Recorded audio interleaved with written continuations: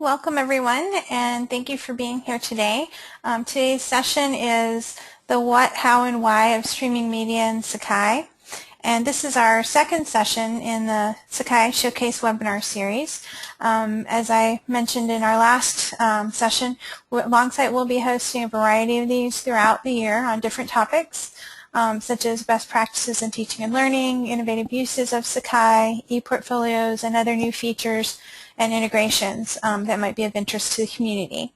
We will be announcing webinars on the Sakai listserv, so please keep an eye out for future sessions. Our presenter today is Dave Eveland, and he's coming to us from Johnson University. He's an instructional designer there, and he's going to be giving us some of his insights about streaming media and how they're using it at Johnson University. Now I'm going to, oh actually I missed, I apologize, there was a housekeeping slide here that I forgot to go over. We are recording the session, so please do, know that it will be available after the event. We'll send out the link for everyone in case you couldn't make it or you want to forward the link to your friends. It's totally free and open to the public. We'll be posting it on our YouTube channel after the session. And if you do have any questions throughout the session, please post them in the chat area. Our speaker will address them during the presentation if appropriate, or at the end we'll pause for questions. And we'll try to get to as many questions as we can throughout the session. So if we don't get to your question or you have additional follow-up questions, please feel free to email me at wilma@longsight.com. So let me skip ahead, sorry about that, to the quick polls. And we just wanted to get a quick sense of our audience today. So I'm going to launch this poll just to get a sense of what your main responsibility is at your institution.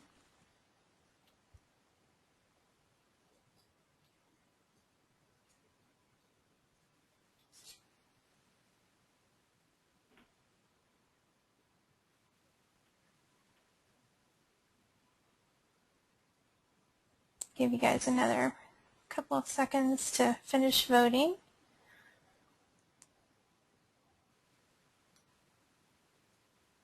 Okay, I'm going to close the poll and share our results.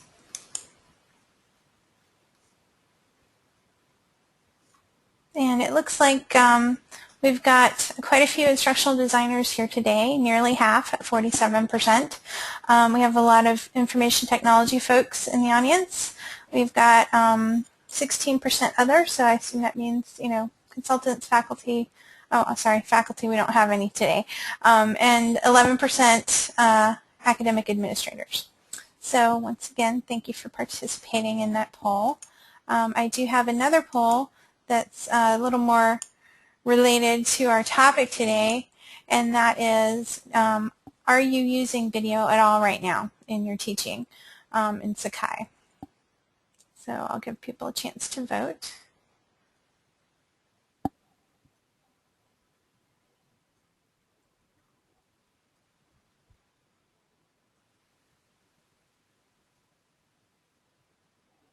Okay, great. It looks like quite a few people are actually already using video.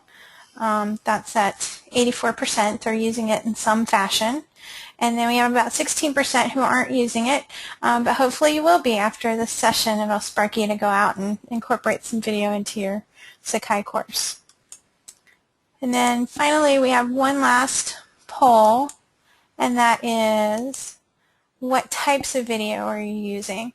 This list is not comprehensive. It's just sort of a few of the more common types of video that people are using.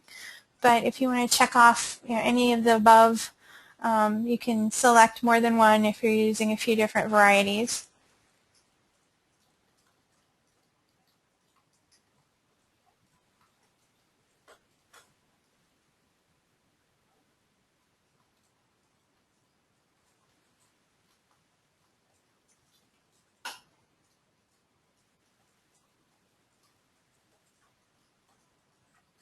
Okay, last call. All right, let me close that poll and share out the results here. So you can get an idea. There's quite a bit of usage of YouTube. That tends to be pretty popular. But then also streaming video and Vimeo are pretty high up there as well.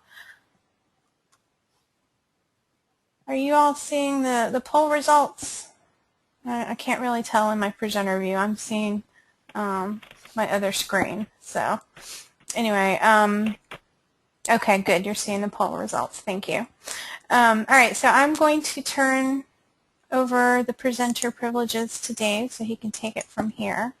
So let me just upgrade him. There you go.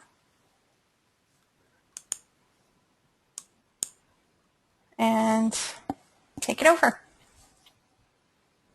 Okay, thank you very much for everybody being here. It's really nice that everybody had a chance to kind of turn out, and hopefully I've got some good valuable information to share with you all. Just give me a second here while I get the correct sharing here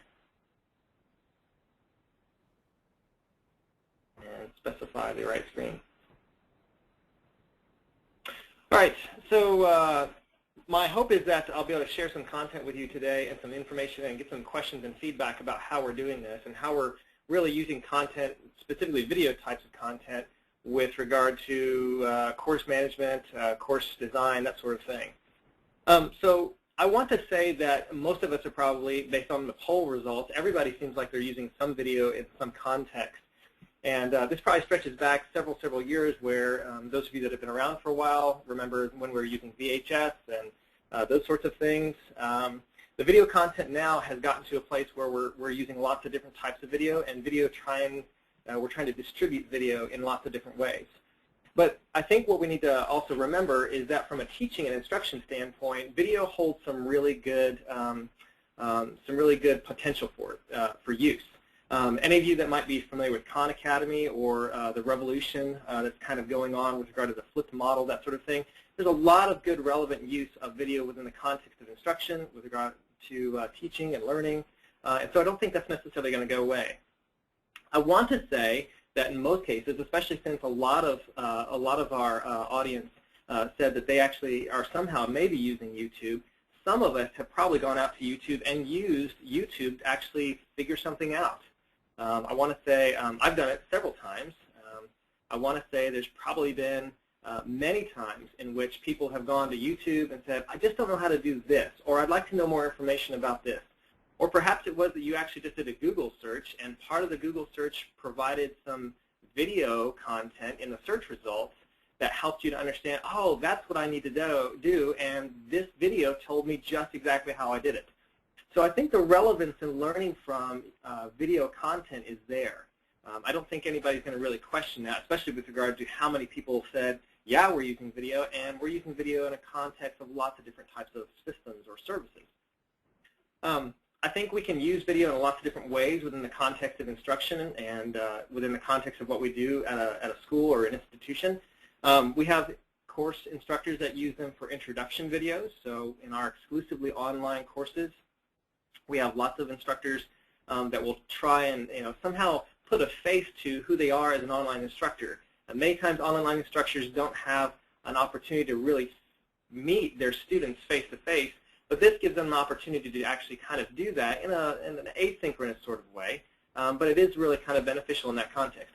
Use of video can be done in a way that allows you to cover content that you would normally cover content outside of, inside the normal classroom.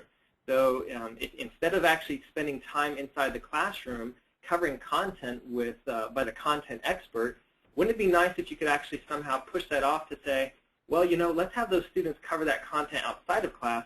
That way when they come to class, whether it's online or face-to-face or even hybrid, they have the chance to interact with a content expert rather than just simply having the content covered with them. We also know that if you've got some faculty members or instructional designers, some of which you are out there, who are really, really good at designing content and coming up with content so the content is relevant to the students, then why not try and employ their good design principles from a back-end standpoint so that they can design some of that content within a video context so that that can be delivered on a course or in a course. So it might be that you've just got really good opportunities for delivery of content, but just haven't employed that mechanism quite yet. And then something else that's really easy to do, Khan Academy, those of you that are familiar with it, have seen a lot of this particular sort of thing, where Khan Academy, if you're not familiar with their model, in a very basic sense, they'll go out and they basically provide video sorts of content and instructional sorts of, it's almost like kind of an algorithm that allows students to see video content, instructional content in a video context, and then they're provided some sort of assessment immediately following that viewing. Well, this can be really, really beneficial in the sense that if we allow for students to go through and provide or watch some video content and then assess them right afterwards, maybe you allow them to watch the video several times and they can take that assessment several times. Maybe you're not necessarily worried about perfection, but because they continue to get exposed to that content and continue to get assessed, they have the opportunity to raise their comprehension of that content. So then the hope is when they get into those meatier types of assessments, those meatier types of things, papers, research, interaction, discussion, that sort of thing, the content of their discussion, the content of what they're learning and discussing is at a higher level of Bloom's taxonomy. Rather than just simply regurgitating the content, they're actually synthesizing and working with that content. So there's a lot of different ways that we can actually use video within the context of instruction and in terms of learning, that sorts of things. I don't think that there's much of a question there.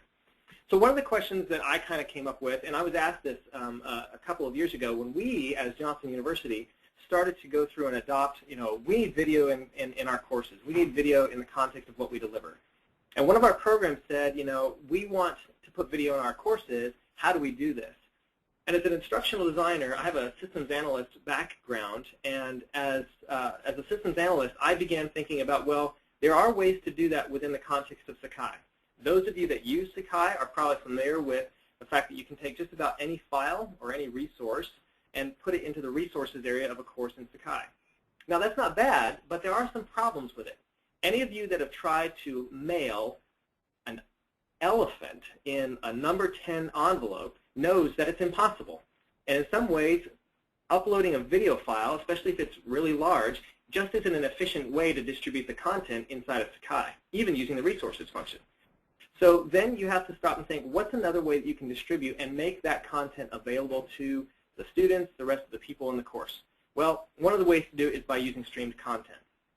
It's one of the things that we do here at Johnson University, and we decided that any of the content that we actually put into our courses, we were really going to try and push to have that content be in a streamable format. So many of you have probably seen that some of the streamable content out there, the whole industry has kind of gone this direction. Any of you that are familiar with iTunes, the DRM, the digital rights management infrastructure that's out there, any of you that happen to be Netflix subscribers, I was actually watching the Netflix kind of parody the other day about them delivering DVDs, and the commenter even said, even though Netflix is trying to focus on some of the DVD delivery system, it's really starting to wane quite a bit. And so this whole idea of delivering content in a streamable format really, really seemingly hits home, not just simply at an educational standpoint, but also at the consumer level. And the other thing that we also see is that with streamed content, you can provide metrics. You can provide feedback to people about how often that content's being watched, how often that content's being rewound, which part's being watched the most. This is the sort of thing that providing a simple file download doesn't really provide. You can probably find out how many times the file's been downloaded, but you don't necessarily know how many times it's been rewatched or which part's been focused on nearly as much. So there's definitely benefit in trying to provide a streamed asset mechanism or infrastructure with your video delivery, especially within courses. So one of the things that I would want to convey to you is there are some things that we decided we try and convey. We try and kind of look at what are some major factors that we wanted to look at when we were thinking about how do we provide this streamable functionality. Something that was really, really high on the list was the interoperability. We really, really wanted to say, if we're going to have content that people are going to consume or access, then it really needs to work inside of our LMS. The LMS that we used is Sakai. Several years ago, we were Blackboard users, and we decided to go and make some changes to how we actually distributed the funds and the things that we use. And Blackboard was a little bit on the pricey side, and Sakai was a very, very good fit for us. And so we went that direction. So video content with regard to the streamability, it had to work somehow within the context of Sakai. We also had concerns about accessing the assets or those video content. We wanted to know whether or not that content was somehow secure and whether or not we could get in and watch, see how much that content was being viewed. So that was kind of important as well. And then other things that were important with regard to the video streamability was it scalable? Would we be charged for how many times we store the video? Depending upon what vendor we decided to go with, would it be a problem if a student watched the video 1, 2, 3, 4, 5 times? And would we be charged for every single one of those times the student actually watched it?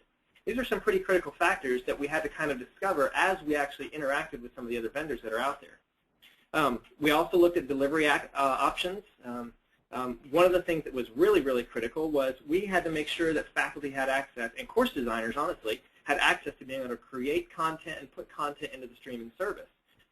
We kind of had some questions about whether or not students would be able to do that, and we still have some of those questions, but paramount was faculty and course designer access. We also had some questions about whether or not we could take some content from a textbook publisher and put it into the streaming service. Would there be plug-in requirements? Several of you may remember 5, 10 years ago, it was often you would have to have either maybe 10 years or 15 years ago, you'd have to have Real Player or you'd have to have some other kind of plug-in or something else like that just to get the video to come and play. And in this day and age, especially with YouTube, we've gotten to a place where we understand there's this thing called HTML5, this thing that we can say, I don't have to go get a plug-in to find and have my video content play. I can just have it play, and it works. And when the content works, that's great because, in a very real way, you're removing unsuccessful attempts at gaining access to content from students. If there's any way you can actually remove the number of clicks from students in terms of what they have to do to get to the content, then that's a definite win. There are other things that we had concerns about with regard to accessibility and 508 accessibility, whether or not the content and the service would provide some kind of lecture capture functionality. Actually, those of you that might actually even be familiar with Sakai know that Big Blue Button can provide some lecture capture functionality. And so it was really trying to struggle with some of these questions about what kind of thing and what kind of platform we wanted to go with. We also were concerned about copyright and fair use. We wanted to try and figure out, do we have to worry about intellectual property concerns? When our instructors and our course designers come up with their courses, they actually go through and they, with our contract, they actually have rights to be able to use that content after they leave the institution, and the institution also retains the same rights. And so there may be some issues at your institution about whether or not content your instructional designers or your faculty create that video types of content that may or may not necessarily have portability. Now, for us, that was not a question that we had to worry about. That was already something we had addressed. But it was definitely a question that got raised. And, of course, the bottom line probably for a lot of people is what's this going to cost us? What's this going to cost us in manpower, number of hours? Are we going to have to hire more people? Are we going to have to buy new services and software? What does this look like? So I want to say that most of us have used YouTube. I think most of us have used YouTube. I have a lot of course designers who have used YouTube and faculty who use YouTube. There's a lot of content on YouTube. Not all of it's good, but not all of it's necessarily bad either. But when we started trying to use YouTube, we really got to the place where we understood, some of our faculty are using their own Google or YouTube accounts. There's not a problem with that until there ends up being someone who decides to close that Google account or close that YouTube account, or if YouTube itself decides to come along and take down that particular set of video content for whatever reason. And so with YouTube, there's this segmented and decentralized asset management of all those video feeds.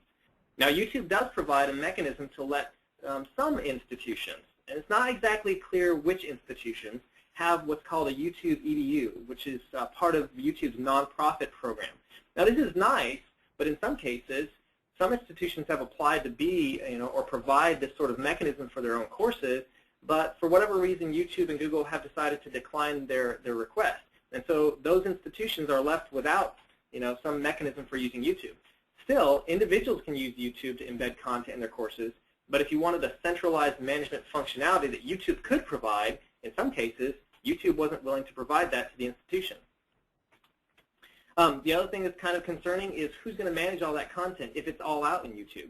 If you have a lot of different faculty that are actually designing really great content, but they're all publishing it with their own YouTube account. Or even if you have a single YouTube user account that's being managed by everybody, or maybe in some ways you have a single YouTube user account that all the faculty in your institution use, that really doesn't become scalable in any kind of context. It's really unmanageable.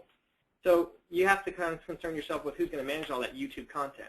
Other things that we had questions about had to do with whether or not our students on a global scale, and we have students all on 6 continents, whether or not those students would be able to access that content if it's in YouTube.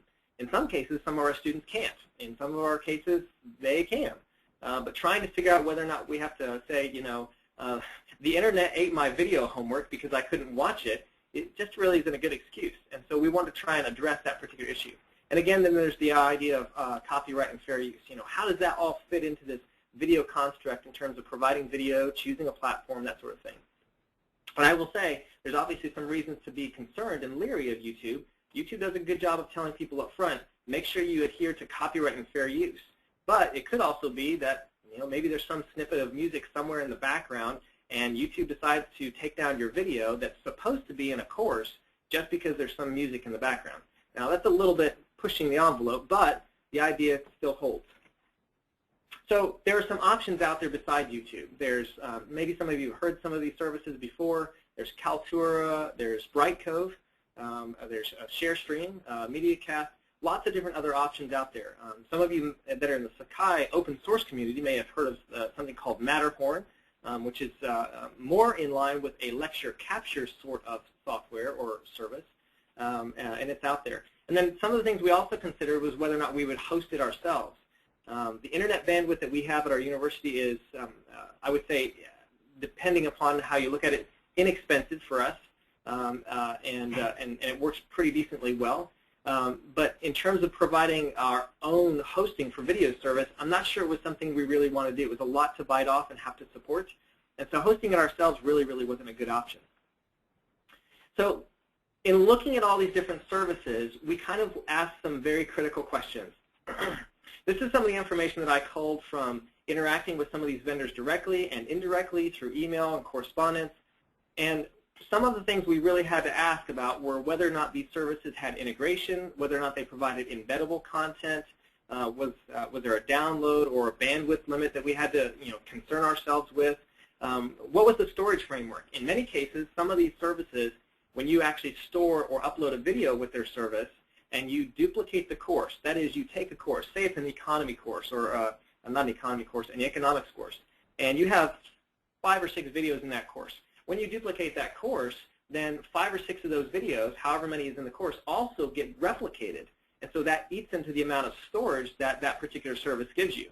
Well, that's okay, except that if you're actually getting charged for the amount of storage, then every time you replicate a course, you're actually eating into your storage. So it's not really a good infrastructure mechanism in terms of buying that particular service.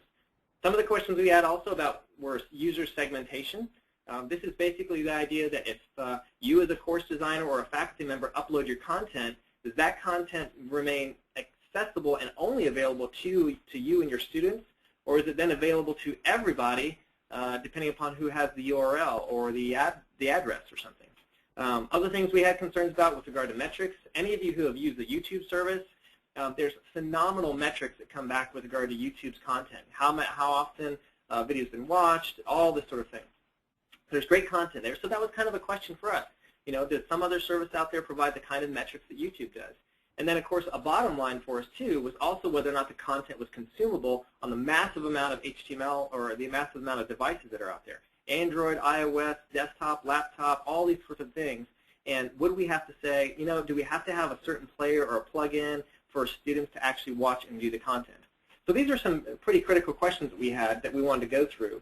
And the interesting thing was, we also found that the Longsight was willing to provide a service that was similar to a streaming service. Actually, as far as I know, Longsight provides the streaming service. We asked the question, and Longsight said, yes, we can provide that service. And as many of you know, or some of you may know, Longsight actually hosts at least one Sakai instance, if not several others. But they provided a mechanism whereby we could do this streaming thing. So here's the comparison of Longsight's features as they compared against some of the other folks that we actually investigated. Longsight does provide integration in Sakai. And the asterisk there really has to do with the integration is there if we can provide someone on our end to provide an integration. Now, integration is different from embeddable. Anytime you've used a YouTube link, on the very bottom of the YouTube video, there's a place where you can provide a sharing option, which provides an embed code. This is essentially how Longsight provides a mechanism for our faculty and instructors or designers to put that content right into the lessons area of Sakai. And hopefully later in the presentation I'll show you just exactly how that's done. But that was a really great win for us. They also provide a mechanism for students being able to download the content. In some cases, some of our students are in places where they visit internet coffee shops and download whole sets of content from a lesson, and then they view it offline somewhere else. So that download link was somewhat important for us. Now this is a big win for us. These next two, the bandwidth limit and the storage limit, right now Longsight provides unlimited bandwidth and unlimited storage for us. And I'll show you exactly where we've gone with that. But that's fantastic because the other vendors were really charging for a lot of the bandwidth and a lot of the storage. They don't provide user segmentation, so essentially what this means is when our faculty and instructional designers upload their content, it becomes part of this large virtual digital warehouse. So all the content is in the same place. There are some ways to organize the content. Longsight does provide a way to name the content and to tag the content, so there is some organizational structure there. But all the content is accessible to all the other users inside of a course. And I can cover a little bit later. There's no content, or there's no metrics that Longsight provides. And along the question of HTML5 and whether or not that content would play on lots of devices, as far as I understand from Longsight, that's something we've been asking for, and it's something that they're hoping to deliver on sometime soon. The bottom line question for a lot of you is probably the cost question. The cost question was really, really significant for us. In many cases, the cost came to about $1,000 a month, roughly, probably over than that. And when we approached Longsight said, yeah, we can do that for you, and we can do it for $2,500. That was amazing for us. The idea that we could actually get this sort of service in production and usable for our faculty and course designers for that low of a price. Now, obviously, we're not getting some other features, HTML5, that sort of stuff. But for being able to do this sort of thing, it was definitely a win for us. And when I went to my board of directors or the board that I talked to about trying to get features and stuff adopted, they said we can do $2,500. We cannot do $1,400 or $2,200. Now some of the other services definitely have some other feature sets which are great, but in terms of being able to get our foot in the door to try and get some good service in place to use, Longsight definitely provided that to us and for us. So that's definitely where we decided to go. So how does this exactly work for us, or how is it done? Basically, when we go through, we have our students, we have our faculty and our course designers go through and they create content. So they create the content, however that happens to be, in kind of a step one process. They take that content then and they throw it up into the Longsight streaming service. Once they've thrown it up to the Longsight streaming service will it'll let you preview the content. You can go through and you can tag the content, organize the content, and it'll give you an embed code and a download link that you can then copy and paste over into Sakai. And it works really, really well. We were really, really impressed with how feasible this is. Essentially, I was telling my course designers and faculty, if you know how to copy and paste, then you can do this. A lot of faculty were looking for, where's the magic button that I click on? Well, there's not really a magic button, but if you know how to copy and paste, and I want to say most people do, then the copy and paste functionality really, really works out well for at least our faculty and course designers. So most of our faculty come up with content in PowerPoint. Most of our faculty and course designers, in fact, have a lot of content they've already created in PowerPoint. And so we use a screen capture service that's really, really simple to use. It costs about $200 for us to use for, I think it's 30 concurrent users during a month. And they go through and they're able to use that service to actually grab the content that's in their PowerPoint, add voiceover if they want to, annotate on top of the PowerPoint if they choose to do so, and then they can throw that content right into the streaming service and into the Sakai course that they're doing. Now, interestingly enough, Big Blue Button also provides a mechanism for going through and grabbing content. So if those of you that happen to be Sakai schools or institutions that have access to the meetings tool in Big Blue Button, then Big Blue Button allows you to go through and make a recording of that entire web session. And so you could technically take that and then throw it into the Longsight streaming service and right into a course. So you could effectively have that kind of capture sort of thing going on with the instructional content you're trying to come up with. So here is basically how that process looks. You should hopefully be seeing a short video. It's just going to go through those 3 steps. You're going to see a PowerPoint presentation that's basically being gone through. It's a very simple PowerPoint presentation on clouds. And it's going to show you how I've gone to the long-site streaming service, titled my streaming asset, given it some tag information, browsed for the cloud presentation that I caught with that screencast service. I'm going to upload that file. The file you can see is not really big. And then after I've gone through and uploaded it, it shows a thumbnail of that particular that streamable asset. I tell it to convert the video when I click on Save. I can choose a different thumbnail if I want to. And then after I've chosen the different thumbnail, I can just click on Save. The larger the video, the longer it will take to actually transcode or migrate it, in a sense, to a streamable asset. And this one's pretty small. So here you can see there's the video. As I click on the play button, it's already gone through and actually created the streaming asset right there. And then I can go through and watch the video as I want to. I can go back and pause it. I can go back to the beginning. Very much similar to what you would see in YouTube. Down here at the bottom, you can see I can click on this code, which happens to be the embed code. It's a little bit longer than what YouTube uses, but it's still significant. I'm going to go over to Sakai and go to a Lessons section and click on the text area tool, and then click on Source. And I'm going to paste in that code, and I'm just going to hit the Save button. And once I've hit the Save button, that video asset from the long-site streaming service shows up right there, and I can play it. So there's not a whole lot of complication to this. In most cases, our instructors and course designers have really struggled with, I just can't get my presentation to be perfect. And so they spend more time on getting their presentation content, their video content, perfect. And in some cases, that's really, really good because that lends itself to being able to provide consistent delivery of video content and some content from courses to be consistent across the board. So this was definitely a really, really good boon for us. Really, really simple to do. It wasn't hard for our faculty and our course designers to learn. In much the same way, it's very similar to what you might find in YouTube. Even within the context of YouTube, people still have to come up with the content they're wanting to distribute or provide or put inside of their courses. And so being able to go through and grab a set of HTML code and throw it into the courses in Sakai in the lesson tool isn't really that difficult to do. The other thing that we've been able to see then is we've been able to see that we have nearly about 700 video assets since about two years ago. We've got a definite number of faculty and course designers working on this, and it's definitely been it's done great to try and provide this mechanism for answering online learning. I want to say most of the institutions that are listening to this or seeing this have some venue of doing something online, whether it's online courses, programs, or full-on degrees. And we've been trying to not necessarily suffer from that, but we've been trying to kind of answer that too and provide those sorts of mechanisms. And if it were not for the fact that we had the long-site streaming service, or at least some type of streaming service, we wouldn't really be able to provide this kind of quality inside of our courses. And so that's been really, really good in terms of extending our distance learning reach in our online offerings. We also appreciate, and in many cases, instructors have really appreciated the fact that they can take their content, the content they normally cover in class, and throw that into an online context. And so when students come to class, they're able to cover that content and engage with it rather than just simply covering it for covering the content's sake. So this is some of the content we have out there. We've got, like I said, over I think it's over 700 different video assets that are out there in the long-site streaming service. We have roughly 60 gig of content, which is not a whole lot.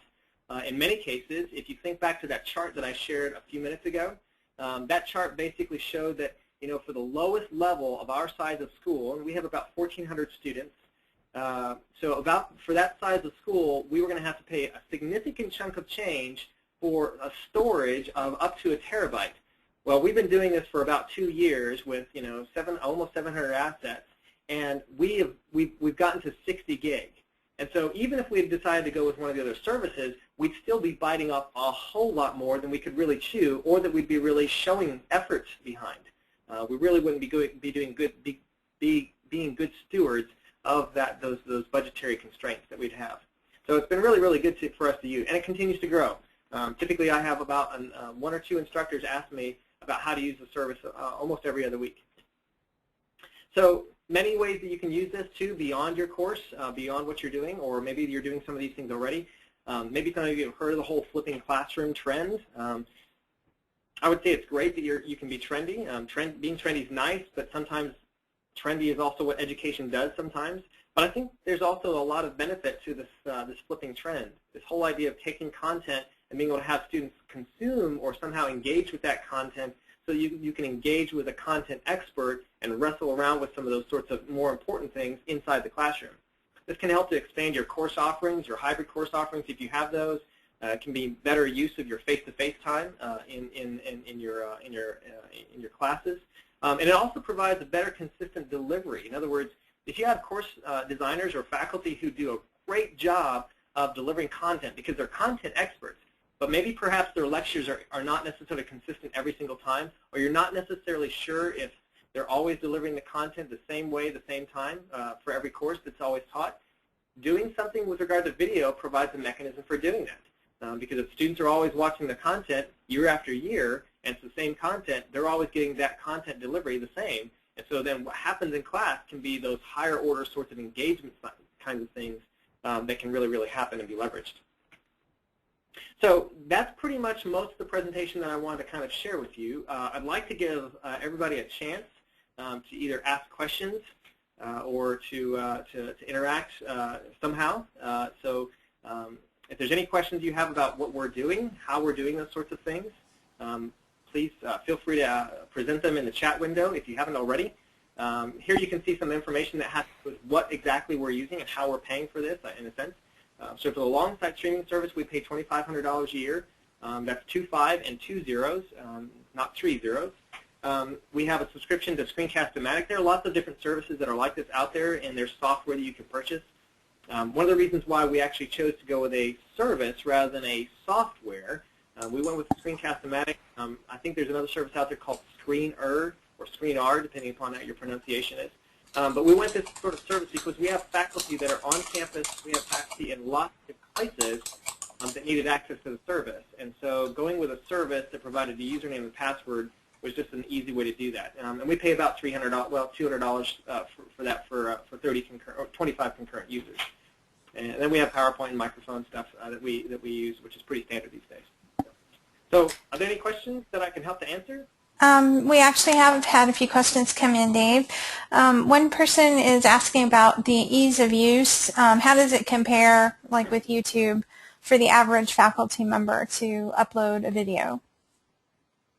Uploading a video is pretty simple. Everybody that uses, within our context of the long-site streaming service, you log into the long-site streaming service. So you go to a particular website that Long-Site has provided to us, and you log in. And once you've logged in, there's a button that you click on that says Upload an asset. They call them assets. So you click on Upload the video asset. You provide that title, tag, and you click to browse that information. I'll see if I can go back here in my presentation so you can kind of see what that looks like.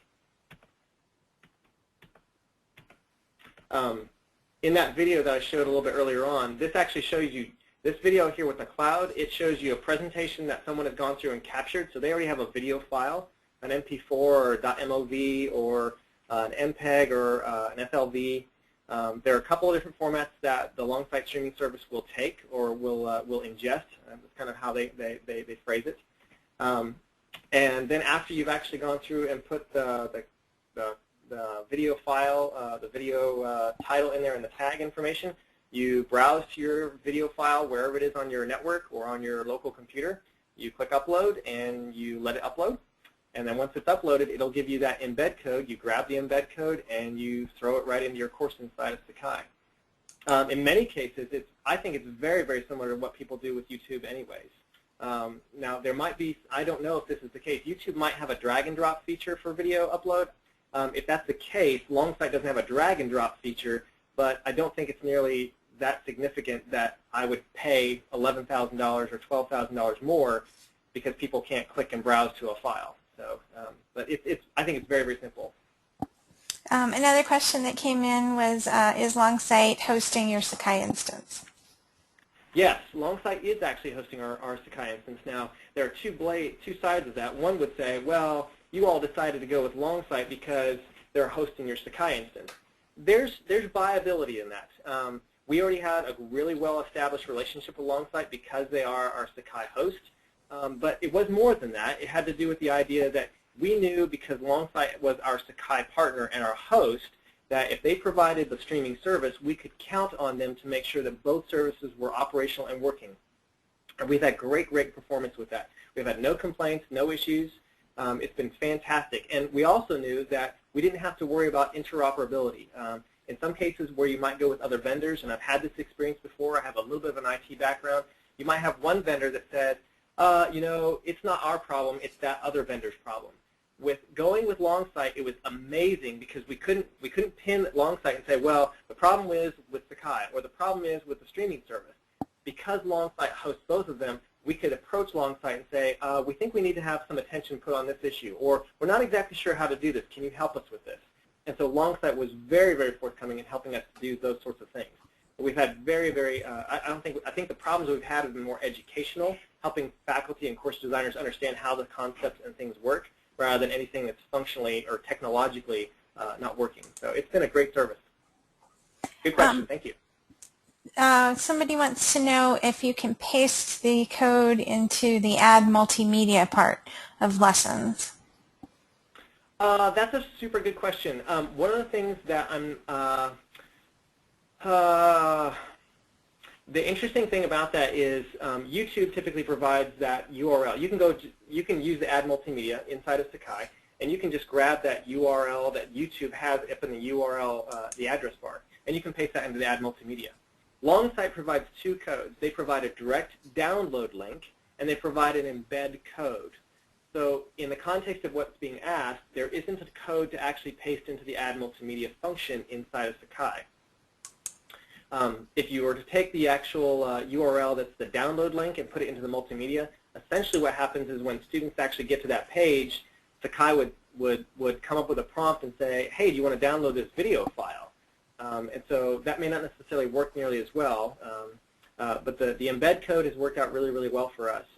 It would be nice to use the Add Multimedia tool, but I want to say some of the history behind the multimedia functionality of the lessons tool was to provide an ease of use for people that were, you know, running over to YouTube to get YouTube content. And so that was a great win for a lot of people that use lessons.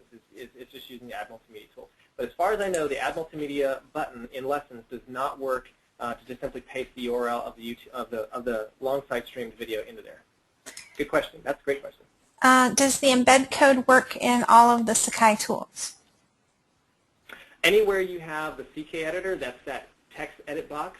Anywhere you can bring up that text edit box, you can use the Longsight streaming service. It's standard HTML code that's in the back end that provides the streaming asset from the Longsight streaming service. And so if you want to put an announcement video, if you want to use the announcement tool and provide an announcement inside the announcements, so long as you can get that CK editor, that text edit window to come up, you can paste it in there and you can put it in there.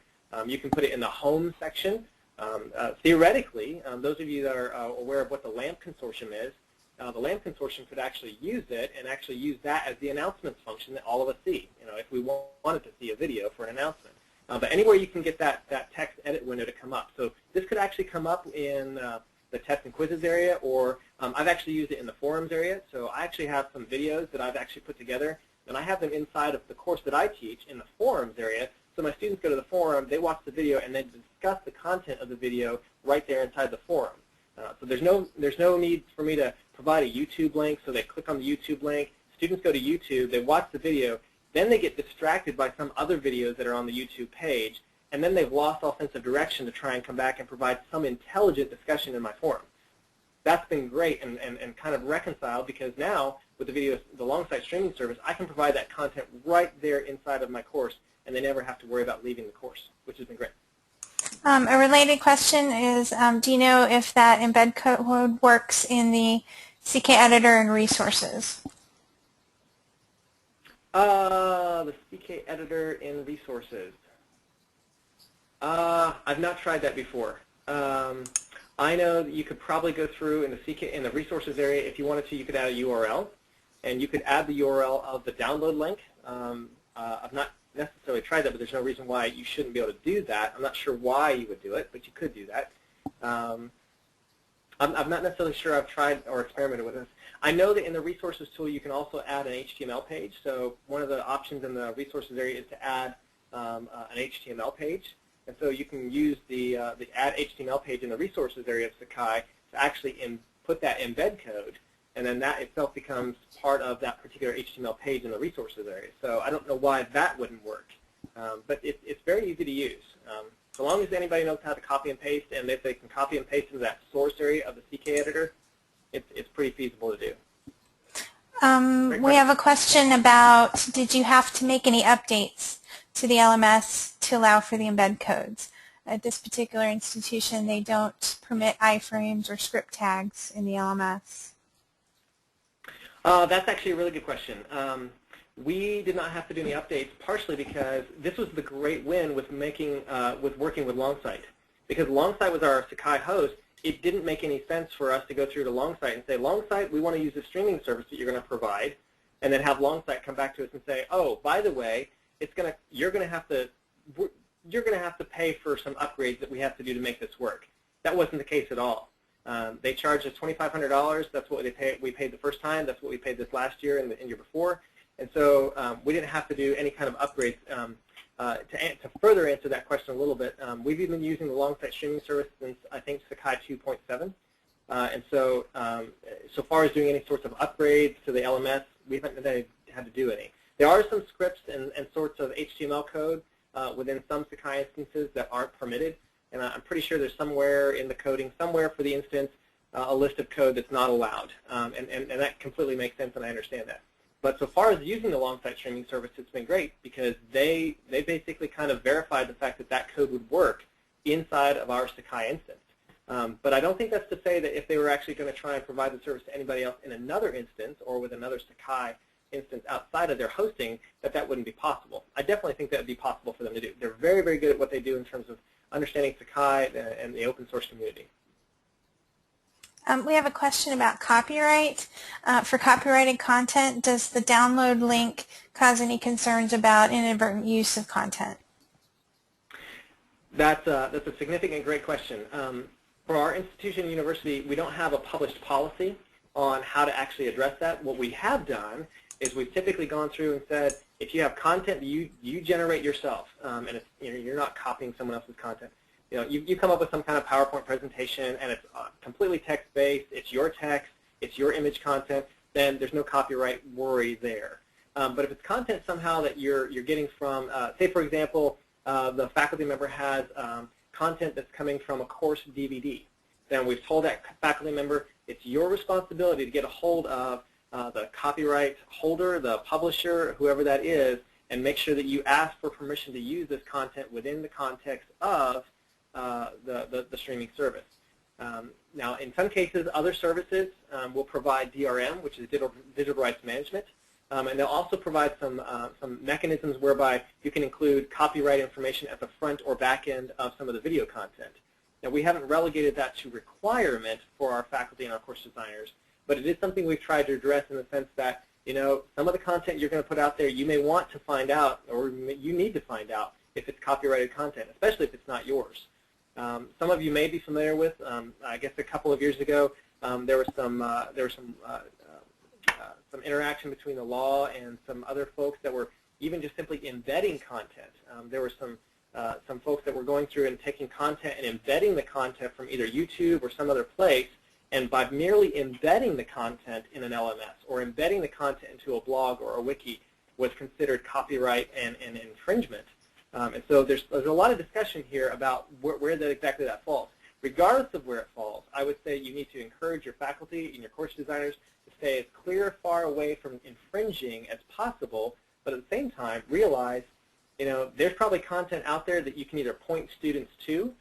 Ideally, it'd be better to keep them in the LMS so you can focus their attention, but that doesn't necessarily mean you shouldn't focus on making use of good content within the context of copyright and fair use. You definitely don't want to try and put in place, a streaming service only to have people run rampant with it to misuse and abuse the service and infringe on people's copyright. Does each faculty member or user have their own account to manage their assets? That's a great question. That is a lot of what the other services provide. Back to that chart that I had shown earlier that actually shows a lot of the different services and the different features that are provided by those different services. That's what I kind of phrase as user segmentation. That's at this area right here in terms of the user segmentation. And Kaltura provides that user segmentation, MediaCore does, and ShareStream also does. Brightcove does not, but Longsight doesn't either. And so that was one of the things we were looking for, but when it came down to trying to weigh how much are we going to have to pay for the service versus how much are we going to know how, have people use it, for us it came down to, I think we're professionals here. Our school is smaller than maybe perhaps most. We're 1,400 students. We have about, I'd say about 200 faculty, maybe 250 faculty if I actually went and counted our adjuncts as well. So when we got to the place where we were designing and putting this content together, we basically said, you know what, Longsight's giving us a single username and password, and that may be the detractor for most of you. Most of you may be thinking, wow, that's kind of, you're trusting a lot of people. But basically there's a single username and password that were issued from Longsight. Everybody uses the same exact username and password, which gains access to all the content that the university has in the asset library there. And now potentially that means that anybody could go in and remove some of that content. But based on the ethos that we have here as a university, the fact that we're building out really good content as a university, we do a really good job of making sure that we segment our content. We segment our content in the username and password section by not having username and password, but everybody tags their content with their username or their name or their course ID, those sorts of things.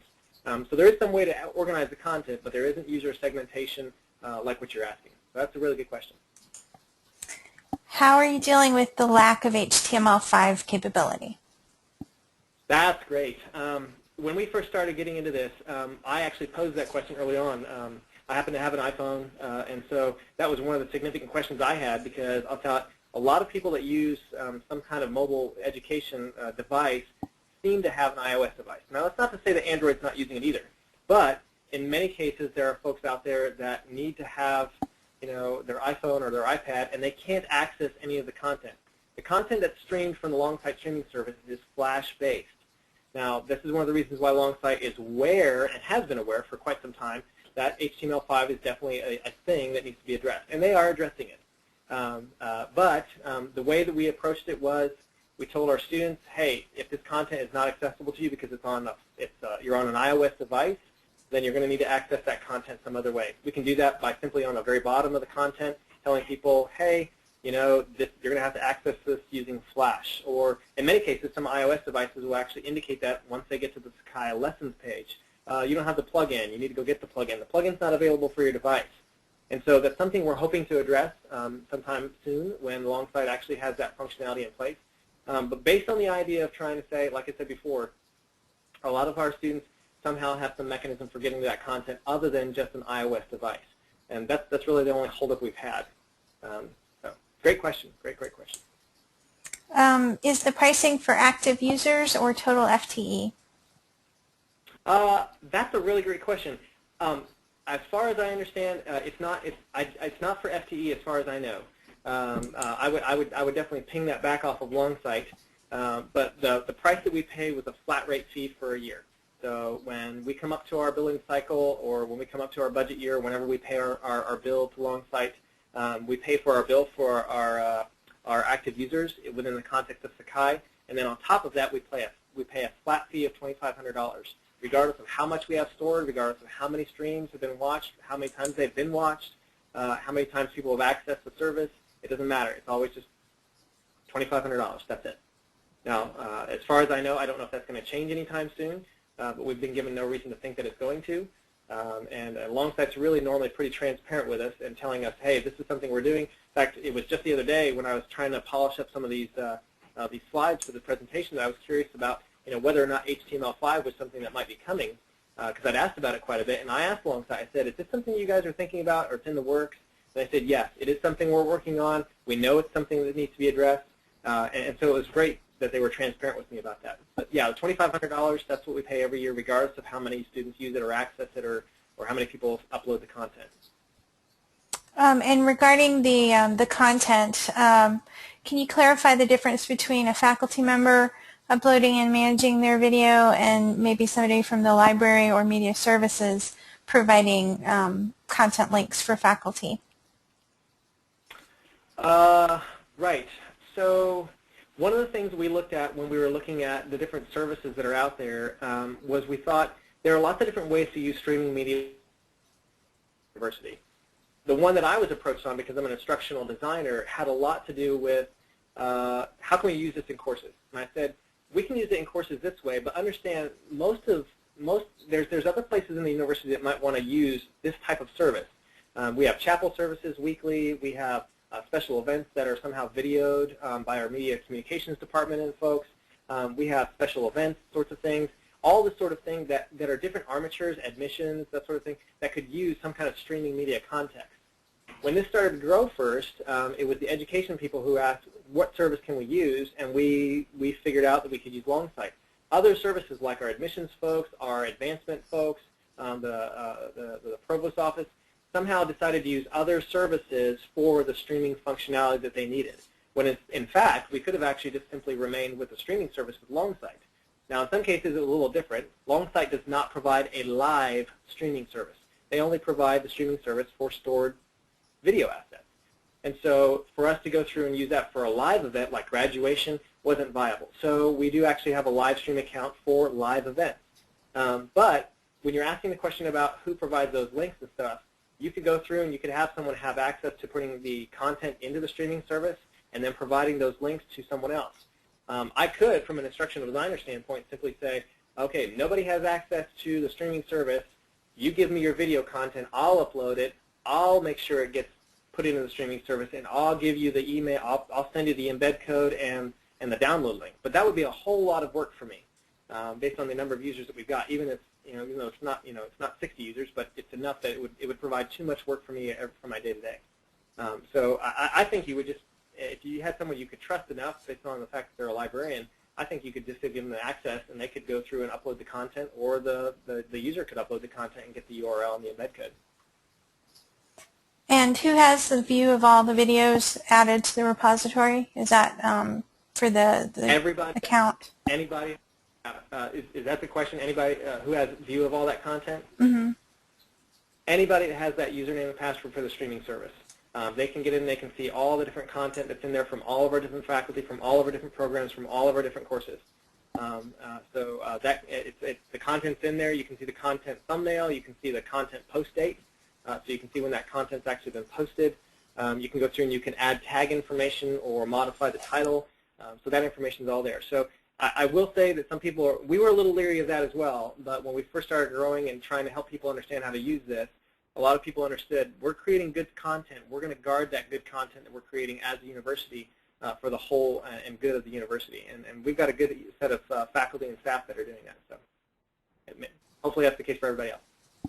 I think that's all the questions that we have, and we're coming up on 4 o'clock. So unless anybody has any last questions, Dave, do you have any closing remarks? I really do appreciate the chance to talk to everybody. It's been fantastic. If you don't have a streaming service, or if you do have a streaming service, or if you're using YouTube, really consider how much work is going into whether or not you're having to track down all those assets. One of the cases I had was I had a faculty member who found some phenomenal content on YouTube that was published by an account named BBS. Now, I would think that this might be some kind of television service over in Europe. And at some point, halfway through his course, a 7-week online course, that content disappeared from his course inside of Sakai. He turned to me, he said, there's something wrong with Sakai. Sakai has gotten broken. I said, I don't think so. I looked it up, looked at the content. He had embedded a YouTube playlist that he created, and the user, whoever the user was that had posted that great quality YouTube content, had pulled it. And so he was scrambling to try and find some good content that he could then pass out to the rest of his students for the remainder of the course.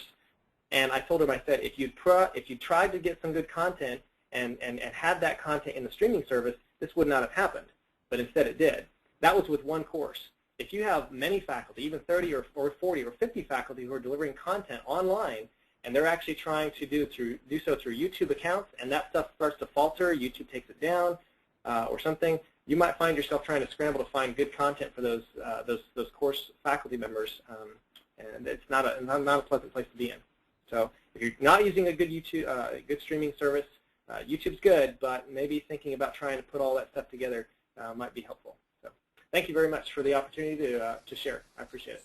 Well, thank you everyone for joining us today. It was a pleasure to have you here. And if you have any follow-up questions, again, please feel free to contact me. And I hope you'll join us for our next session in March. Thanks. Good afternoon.